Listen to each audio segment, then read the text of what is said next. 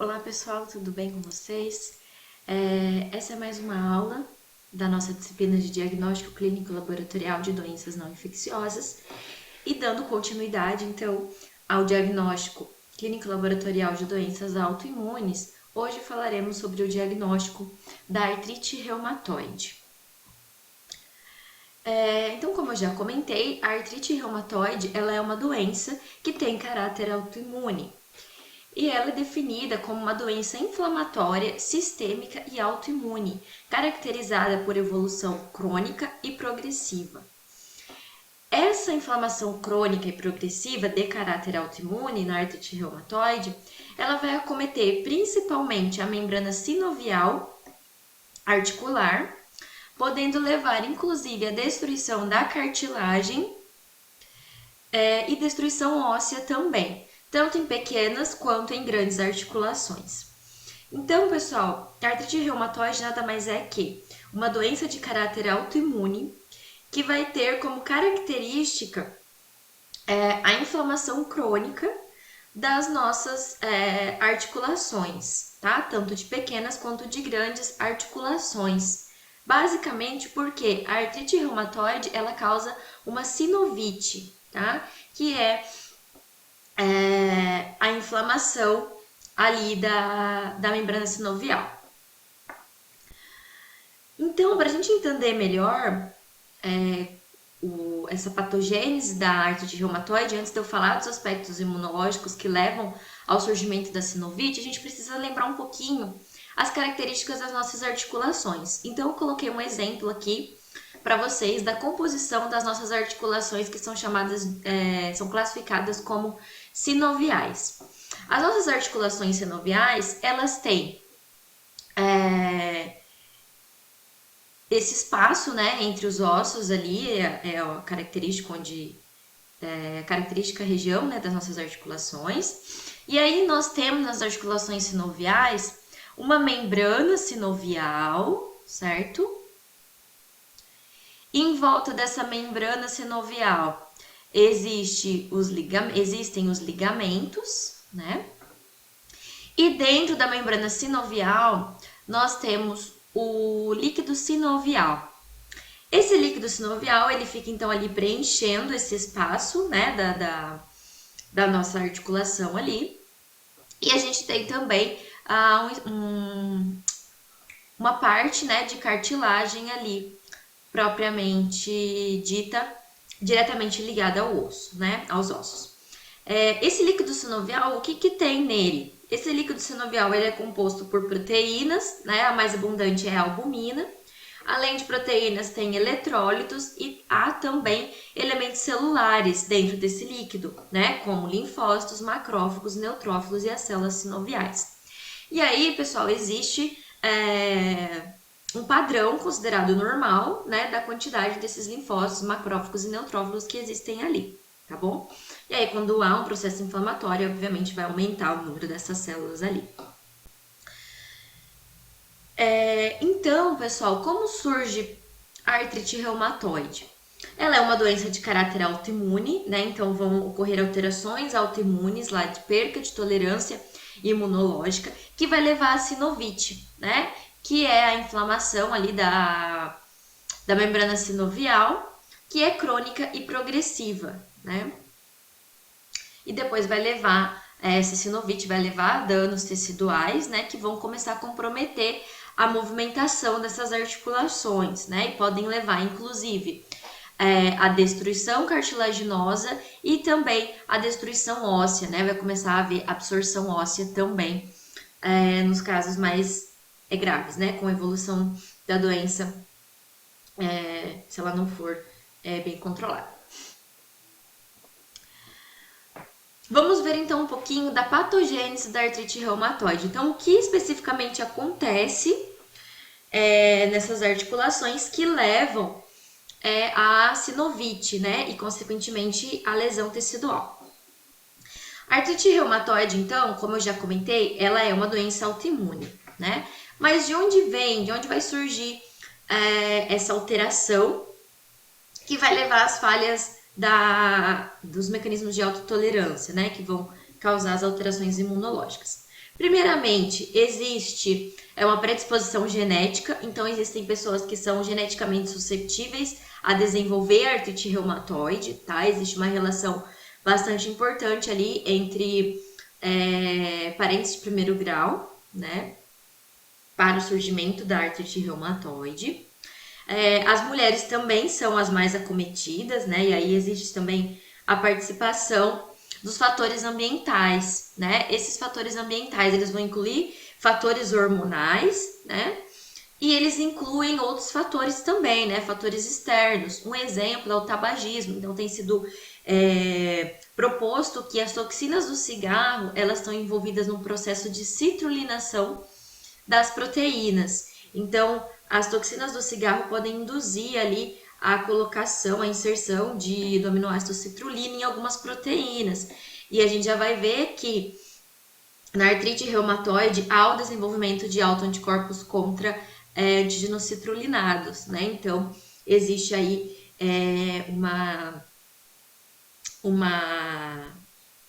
um envolvimento, né? Tem sido proposto um envolvimento, por exemplo, do tabagismo aí no desenvolvimento da artrite reumatoide. Então, pessoal, uma junção desses fatores ambientais mais a predisposição genética vão levar a alterações imunológicas, especificamente vão induzir a falhas no mecanismo de autotolerância, né? Que é aquele mecanismo que eu comentei com vocês, que tem por objetivo garantir que o nosso sistema imunológico não nos agrida, né? E aí, a partir dessa quebra nos mecanismos de autotolerância, as nossas células do sistema imunológico elas vão começar a causar lesões ali nas articulações, né? Vão começar a reagir, reconhecer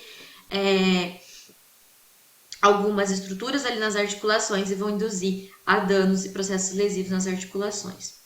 Mas tudo vai começar, né? Toda essa reconhecimento de estruturas ali nas articulações vão começar pelas células T.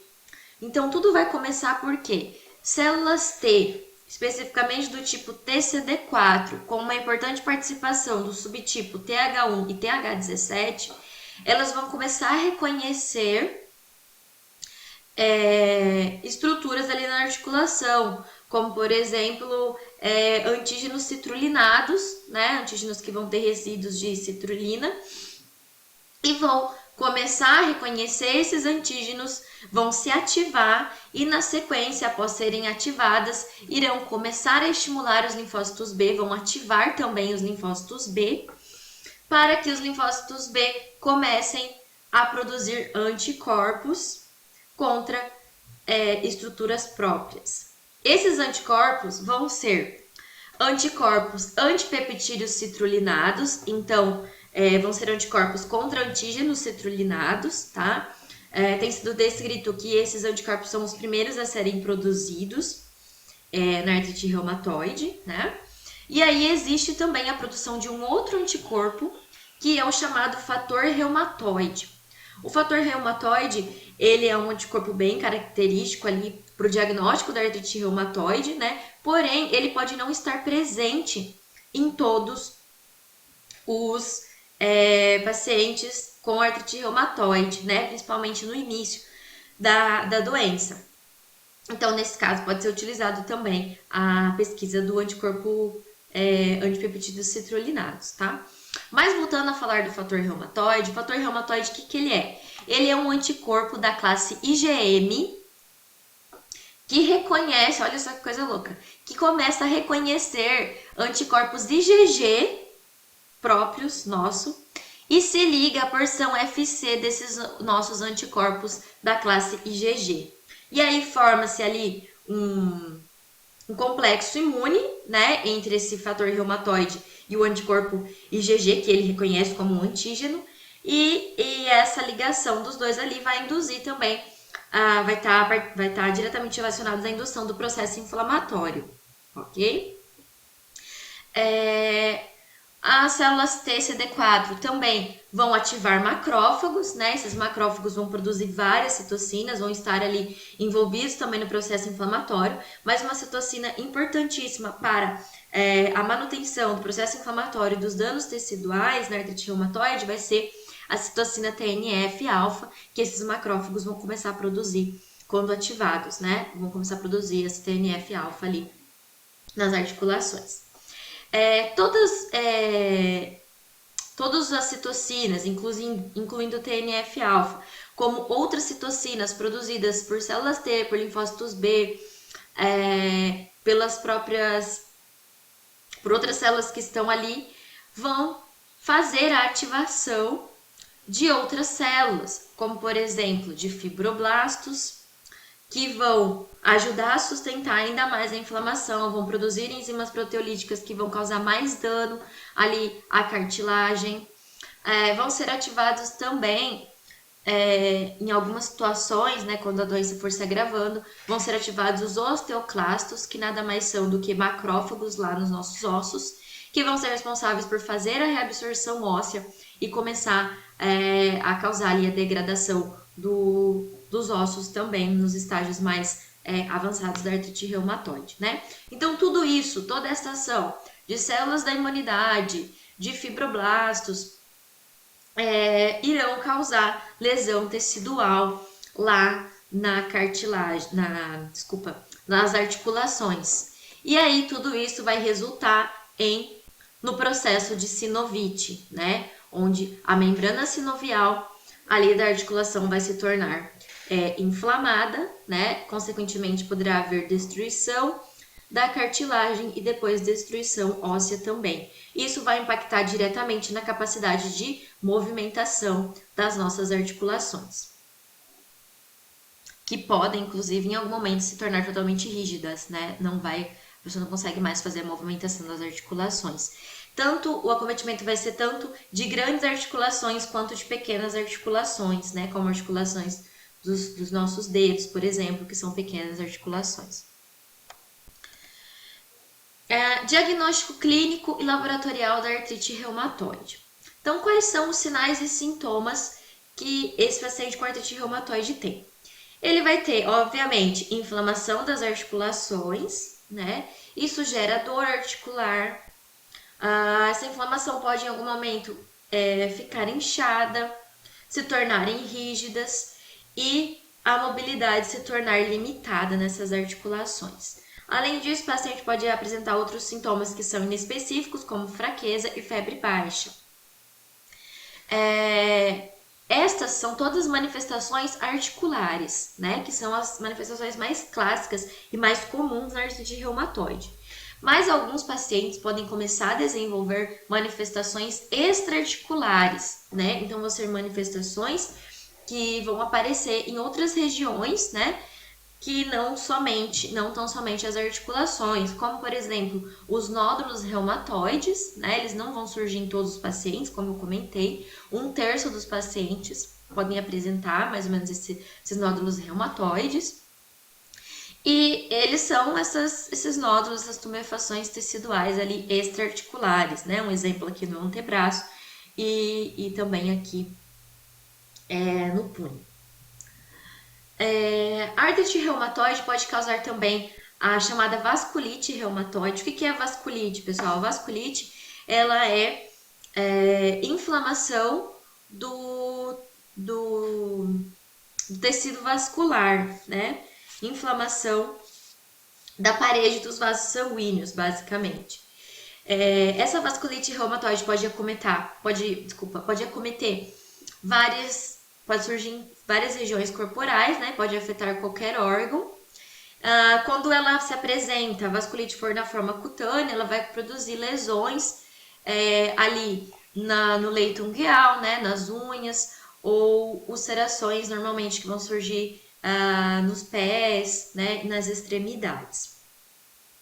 Também podem acontecer manifestações pulmonares e cardíacas, como a pleurite, que vai ser a inflamação da pleura, né, que é a membrana que recobre os pulmões, e pode acontecer também a fibrose pulmonar, que são mais frequentes nos homens, esse sintoma. E também pode ocorrer a pericardite, que é a inflamação do pericárdio, que é a membrana que reveste o nosso coração. Então, pessoal, basicamente, o diagnóstico da artrite reumatoide, ele vai estar baseado em aspectos clínicos e laboratoriais, né? Então, o médico, para fazer o diagnóstico da artrite reumatoide, ele vai se basear nos sinais e sintomas do paciente e também em critérios laboratoriais, tá? Dentre os critérios de diagnóstico clínico incluem a presença de rigidez matinal articular com duração de mais ou menos 1 hora, de pelo menos 1 hora. A presença da artrite em 3 ou mais áreas, em 3 ou mais articulações diferentes. Artrite de articulação das mãos ou dos punhos. Artrite simétrica, como por exemplo, artrite nos punhos direitos e esquerdo. Presença de nódulos reumatoides e também a apresentação de alterações radiológicas, como erosões articulares, descalcificações nas mãos e nos punhos, por exemplo. O paciente precisa ter todos esses sintomas para ser diagnosticado com artrite reumatoide? Não, ele pode apresentar alguns destes sintomas, que eu já vou comentar, que somado a critérios laboratoriais já é possível que se forme o diagnóstico da artrite reumatoide. Nos critérios laboratoriais, podem ser avaliados o exame de velocidade de hemossedimentação, ou VHS, e a proteína C reativa, que encontram-se elevados na artrite reumatoide, tanto VHS quanto a proteína C reativa. Esses dois achados laboratoriais, VHS e proteína C reativas, eles são inespecíficos, porque eles são exames que podem se alterar em qualquer condição inflamatória, tá? Então, eles são basicamente marcadores de inflamação em qualquer tipo de inflamação. Então, qualquer doença inflamatória pode levar ao aumento do VHS e da proteína C reativa, tá? Então, eles não vão ser utilizados sozinhos para o diagnóstico da artrite reumatoide, tá? E aí, existem os critérios laboratoriais que são específicos, né? Mais específicos, que é a presença de autoanticorpos como o fator reumatoide e o anti-CCP, né? O anticorpo anti-CCP. E aí, como vai ser o diagnóstico desse paciente? Lembrando que nunca o médico vai levar em consideração somente os achados laboratoriais, né? Vai aliar achados laboratoriais com achados clínicos. Então, segundo o Colégio Americano de Reumatologia, o diagnóstico de artrite reumatoide, ele vai se basear no achado de pelo menos 4 desses critérios aqui, né? Incluindo nesses critérios o fator reumatoide, né? Então, o paciente precisa ter pelo menos 4 critérios clínicos e o achado aqui também do fator reumatoide, né? E esses achados têm que estar presentes por pelo menos 6 semanas, né? Esses sinais têm que estar presentes por pelo menos 6 semanas. Aí, pessoal, aqui para exemplificar, eu coloquei as alterações radiológicas, né? Então, aqui a gente consegue ver uma imagem da mão de um paciente, onde dá para ver bem o acometimento aqui de uma articulação na falange distal, né? Numa falange distal. Então, o paciente já tem dificuldade ali de movimentar, já tem a rigidez ali daquela articulação, né? E dá para ser visto também isso na radiografia, tá? Na radiografia também é possível observar a presença de erosões ósseas, né? Então, o osso ele começa a ficar mais descalcificado, né? E aí dá para ver o escurecimento ali de algumas regiões nos ossos na radiografia. E também dá para observar reduções do espaço articular, né? Que vai ocorrer em virtude desse processo inflamatório ali na sinovia. Falando um pouquinho agora sobre alguns exames de diagnóstico laboratorial, começando pelo VHS. O VHS, eu não sei se vocês já viram alguma coisa sobre ele. Se já viram, vamos relembrar algumas coisas, né? O VHS, ele é o exame de velocidade de hemossedimentação. Como eu comentei, ele é um marcador inespecífico, né? Porque ele vai estar presente em outros processos inflamatórios, seja de caráter autoimune ou de caráter infeccioso, por exemplo. E esse exame ele vai medir a taxa de queda, ou seja, a taxa de sedimentação das hemácias em uma amostra de sangue em um determinado período de tempo. Tá? Então, para fazer esse exame, a gente pega o sangue do paciente, coloca ele em um tubo, como o tubo de Westergren, que se assemelha ali a uma pipeta, né? Ele parece uma pipeta volumétrica. Então, a gente aspira o sangue até um volume determinado, esse tubo ele é graduado, né? E aí a gente consegue ver, após uma hora ali do exame, o quanto as hemácias sedimentaram, né? O quanto o volume ali diminuiu nesse tubo, quanto o volume de sangue diminuiu nesse tubo, né? E aí, no caso da artrite reumatoide, o VHS vai se encontrar aumentado, né? Então, as hemácias vão sedimentar mais rápido. Falando ainda do diagnóstico laboratorial, pode ser pesquisada a proteína C reativa, né? Que é feita essa pesquisa é feita por meio da técnica de aglutinação em látex, por exemplo. Pode ser feita a pesquisa do fator reumatoide, né, por meio também da aglutinação em látex ou de testes automatizados. E também pode ser feita a pesquisa do anti-CCP por ELISA, por exemplo. Tá? E aí eu coloquei aqui o exemplo, a pesquisa pela técnica de aglutinação em látex, pelo teste de artrilátex, tá? Então, existem kits padronizados, como, por exemplo, o artrilátex, que é uma técnica de aglutinação em látex. Então, como eu já venho comentando várias aulas para trás aí com vocês, quando a gente pesquisa anticorpos, nós precisamos ter alguma coisa que revele a presença daquele anticorpo, porque a gente não consegue ver a olho nu e nem se esse anticorpo não estiver marcado, nem mesmo no microscópio a gente consegue ver esse ligação de antígeno e anticorpo. A gente precisa ter alguma coisa marcando esse anticorpo ou marcando o antígeno, né? Então, aqui na técnica de aglutinação em látex, tomando como exemplo o artrilátex, que é a pesquisa do fator reumatoide por meio da técnica de aglutinação em látex, como que funciona? No kit já existe um reagente que contém partículas de látex, onde estão ligados, aqui no nosso caso, o anticorpo humano IgG. Por que vai ter o anticorpo humano IgG ligado nesse látex? Porque nós estaremos pesquisando o fator reumatoide na amostra de soro do paciente. E o fator reumatoide, ele é o quê? Ele é um anticorpo da classe IgM que se liga a anticorpos humanos da classe IgG. Então, nós temos nesse kit partículas de látex grudadinhas. Nessa partícula de látex, nós temos anticorpo humano IgG, tá? Esse látex, ele vai ter uma coloração esbranquiçada, tá? E vocês já vão ver que vai ser importante para a gente conseguir ver a reação. Então, neste caso, a gente vai fazer a pesquisa do fator reumatoide, né? Por essa técnica de aglutinação. Como que vai ser feita essa técnica? Então, no kit já vem o reagente látex, que vai ser essas partículas de látex que tem o anticorpo IgG humano grudadinho na sua superfície.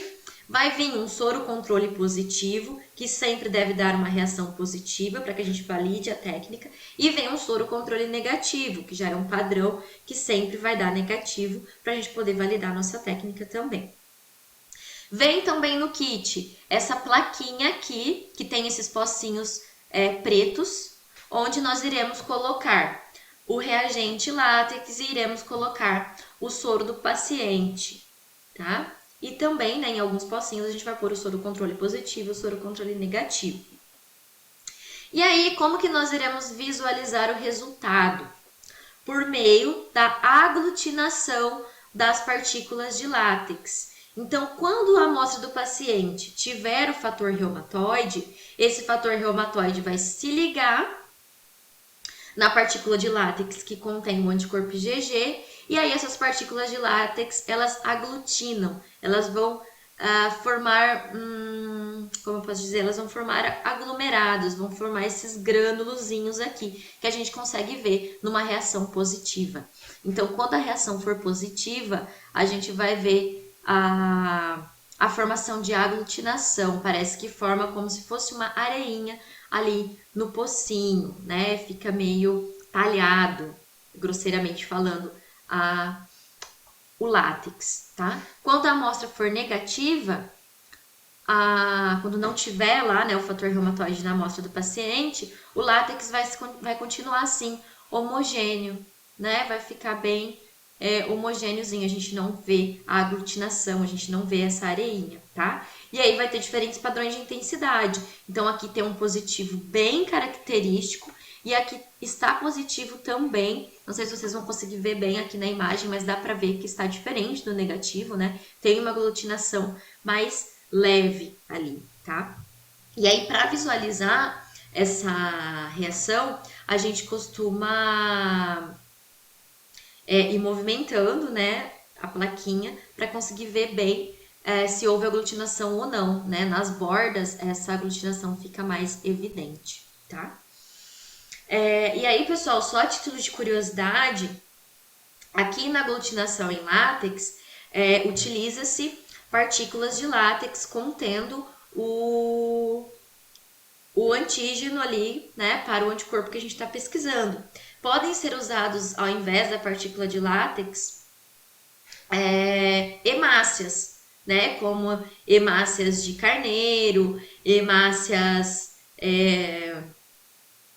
humanas lá, né, como por exemplo no teste de página sanguínea, e aí nesse caso a gente vai ter uma hemaglutinação, mas o princípio vai ser o mesmo, tá? Só a título de curiosidade. Aí a gente vai observar a aglutinação das hemácias, tá bom? Mas só frisando, esse aqui é o teste de aglutinação em látex, porque a gente visualiza a aglutinação ali nas partículas de látex, ok?